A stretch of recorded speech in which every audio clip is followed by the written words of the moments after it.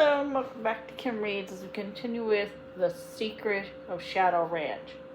Chapter 5, Desperado's Gift. Thinking quickly, Nancy jumped aside and toppled the tower of blankets into the thief's path. With a cry, he stumbled among them and pitched forward, the bag of loot flying from his hand. "Help!" shouted Nancy as she ran into the street and picked up the paper bag. "Sheriff!" The man scrambled to his feet, kicking the baskets aside, darting into a narrow passage between two stores.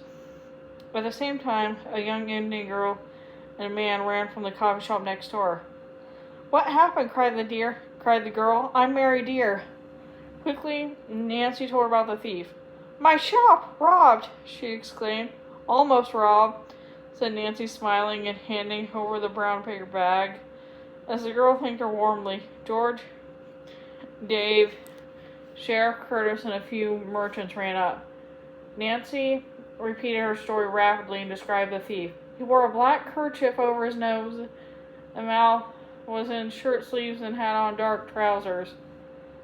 As the men dashed into the passage where he had vanished, Nancy turned to the Indian girl. She was wearing a vivid red beaded dress with a glossy black braid over her each shoulder. Nancy introduced herself and George. Gratefully, Mary Dear said, "You were wonderful to get this back for me, Nancy. I would like to give you a reward." "That's not necessary. I'm glad I could help." Mary Dear invited the girls in the shop, which was cool and smelled of leather goods. To one side stood a long glass case containing shelves of jewelry. One front panel was open and a shelf was empty. "There's no lock on this case," Mary explained. "I guess I shouldn't have left the shop open. But I never expect customers this early." And then she added, "Where are you from? You don't sound like a Westerner." Nancy explained that she was a visitor at Shadow Ranch. The Indian girl smiled. "Then I have the perfect reward for you." She reached into the paper bag and took out a small gold object. It was a lady's old-fashioned watch on a fleur-de-lis pin. "How beautiful!" Nancy exclaimed. "But I can't accept it. Surely you can sell this watch." Mary Dear shook her head. "This is not for sale. I had it on display in my antique jewelry case. Since you are from Shadow Ranch, it shall be yours." "Well, what does the ranch have to do with it?" Nancy asked, curious. The Indian girl explained that the watch had been a gift to Frances Humber from her outlaw sweetheart. "Here's his initials," she said, and pointed to a V and the date June 1880 inscribed on the back lid. Then she turned the watch over and showed Nancy a heart inscribed on the front. "That was Valentine's symbol," said Mary Dear. "Leslie says he used it on personal belongings, like his belt buckle and rings. Even the brand on his horse was a heart."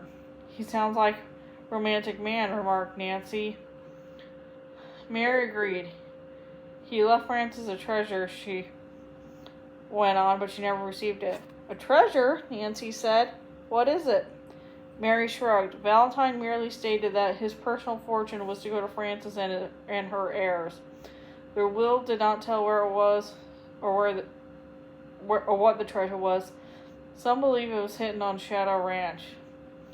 Nancy's heart leaped with excitement. Maybe this could explain the sabotage at the ranch. Someone wants to force the Brawleys out of the property in order to search for the treasure, she thought. "Do many people know about this?" George asked. "Nearly everybody around here has heard Valentine's story, except the part about the treasure being hidden in the ranch, which is something only a few old-timers believe." Mary shook her head. "I doubt that the present owners of Shadow Ranch have ever heard about it." Carefully, Nancy examined the gold watch. Perhaps there was a clue to the treasure in it. She pressed her nail against the edge and opened the lid, revealing the worn face of the watch. "It still works," said Mary. "The back lid opens too." Nancy was disappointed to find that there was no picture or inscription inside either place. "Where did you get the watch?" she asked. "It was in a box of things I bought at an auction," the Indian girl replied. She explained that the Indian belonged to an old resident of Tumbleweed, Miss Melody Phillips, who had been a girlhood friend of Frances Humber. She died in the East, and her parents, who still lived on the ranch, gave these mementos to Miss Melody. I know this history because it was written on the cover of the box." "Do you still have that?" Nancy asked eagerly. The Indian girl shook regretfully. I threw the box and the other items away since they were worthless. You must take the watch, Nancy, she added earnestly. Please. Not wanting to hurt the good feelings, Nancy consented. As she was thanking her, Dave strode into the store. He reported that the thief had not been caught. Sheriff says we'll keep an eye out for him, Mary. That's good, the young shop owner said, then showed Dave the watch.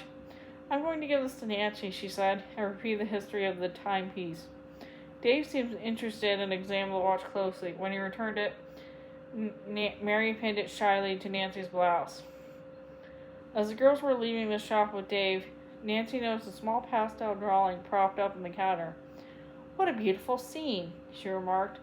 Mary said it was the work of an artist who lived on Shadow Mountain. Struck by the lively western landscape, Nancy bought the picture.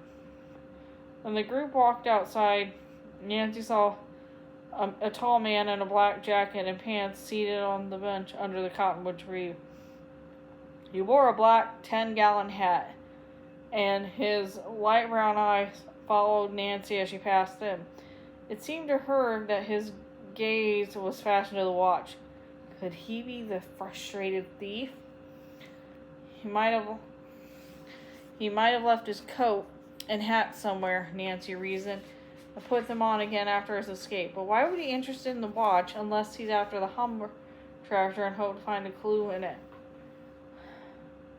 As Dave drove out of town, Nancy saw the tall stranger staring at them. The name of the ranch is on the side of the truck, she thought uneasily. If the man is after the watch, he'll know just where to find me. Halfway through the ranch, the girls pointed out Indian cliff dwellings on the high mountain slope. Nancy asked if this was the area once owned by the Humbers, and Dave nodded. Good place to look for curios like pieces of pottery, George remarked. You girls stay away from here, he advised sharply.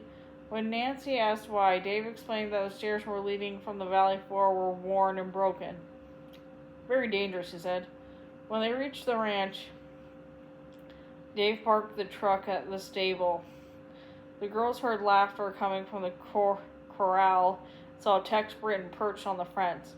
Bess was mounted on a brown quarter horse and was holding a coiled lariat. Watch me, she said. I'm learning to rope a steer. When Nancy and George walked over and saw Bud, Moore put his hands on his head like horns and prance in front of Bess's horse. Come on and rope me, partner, he said. Bess frowned, bit her lip, and managed to get a noose twirling. Then plop, it dropped over the head of her own horse. Tex gave a piercing whistle. George and Nancy burst into laughter while the steer helped blushing Bess to dismount. Never mind, said Nancy. You didn't want to be a cowboy anyway. As the boys called joking remarks about the next roping lesson, the girls walked off together. At the house, Nancy told Bess, Aunt Bet, and Alice all that happened in town. She showed the watch and related its history. Shorty Steele is the one who told us the legend of the Phantom Horse, said Aunt Bess. But he never mentioned the treasure. Maybe he doesn't know that part of the story. Or perhaps he kept it to himself, Nancy thought. Aloud she said, would it be all right if we hunted for the treasure? By all means. While the others examined the old-fashioned watch, Nancy took the pastel picture from her bag and propped it on the living room table. Alice saw it and turned pale. Nancy, where'd you get this? As Nancy explained, Alice picked up the painting. My father did this. I'm sure of it. She told them that Ross Rigger was an amateur artist and always carried a small case of pastels with him. Whenever he had a few leisurely minutes, he devoted the time to sketching, and Alice was positive she could recognize his work. We must find the artist, she said. I just know he's my father.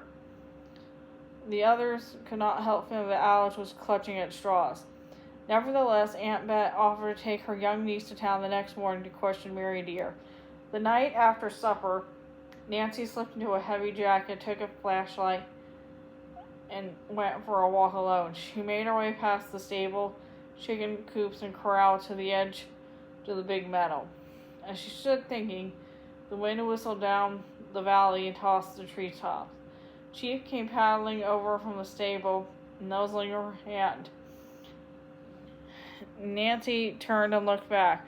There was a light shining through a crack in the spring house wall. Who'd be there now? She wondered.